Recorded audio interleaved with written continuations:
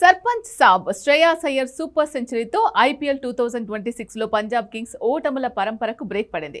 వరుసగా 6 మ్యాచ్ల్లో ఓడిన పంజాబ్ 7వ మ్యాచ్లో లక్నోపై విజయం సాధించి కమ్బ్యాక్ ఇచ్చింది.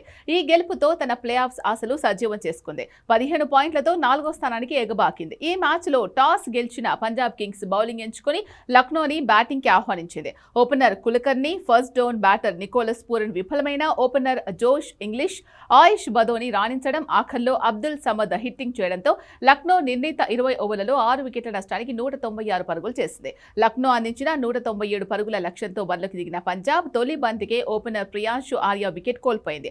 ఆ తర్వాత కూపర్ క్యాన్లీ కూడా క్లీన్ బౌల్డ్ అయ్యాడు. ఈ 2 వికెట్లను మహమ్మద్ షమీనే పడగొట్టాడు. దాంతో పంజాబ్ 22 పరుగులకి 2 వికెట్లు కోల్పోయింది. ఆరంభంలోనే 2 వికెట్లు కోల్పోయిన జట్టును కెప్టెన్ శ్రేయాస్ అయ్యర్ ముందుండి నడిపించాడు. ఓపెనర్ ప్రబ్ సిమ్రన్ సింగ్ తో కలిసి ఇన్నింగ్స్ ను ముందుకు తీసుకెళ్లాడు. ఈ ఇద్దరు 3వ ఓవర్ నుంచి 15వ ఓవర్ వరకు వికెట్ పడకుండా జట్టు విజయంలో కీలక పాత్ర పోషించారు. ప్రబ్ సిమ్రాన్ సింగ్, శ్రేయాస్ అయ్యర్ 76 బంతుల్లో 140 పరుగుల భాగస్వామ్యం నెలకొల్పారు.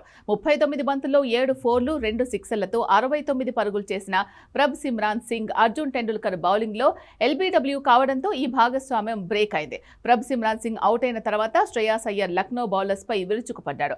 మహమ్మద్ షమీ వేసిన 1 ఓవర్లో 3 సిక్సర్లు బాదాడు. ఆ తర్వాత సెంచరీకి దగ్గరైన శ్రేయాస్ అయ్యర్ సిక్సర్ తో మ్యాచ్ ని ఫినిష్ చేయడమే కాకుండా సెంచరీని కూడా పూర్తి చేసుకున్నాడు. శ్రేయాస్ అయ్యర్ 51 బంతుల్లో 11 ఫోర్లు, 5 సిక్సర్లతో 101 పరుగులతో నాట్అవుట్ గా నిలిచి పంజాబ్ కింగ్స్ ప్లే ఆఫ్స్ ఆశలు సజీవం చేశాడు. ఈ మ్యాచ్ లో పంజాబ్ కింగ్స్ 18 ఓవర్లలోనే 200 పరుగులు చేసి 7 వికెట్ల తేడాతో ఘన విజయం సాధించింది.